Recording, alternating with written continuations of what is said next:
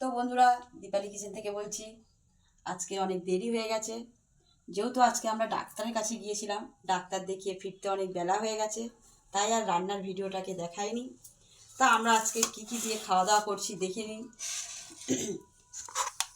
পালং শাক আলু দিয়ে মাখা তৈরি করে নিয়েছি। কাঁচা লঙ্কা দিয়ে ধনেপাতা দিয়ে পাতলা করে একদম সাদা মতন মাংসের তরকারি বানিয়ে নিয়েছি। একদম পাতলা করে ঝোল বানিয়ে নিয়েছি।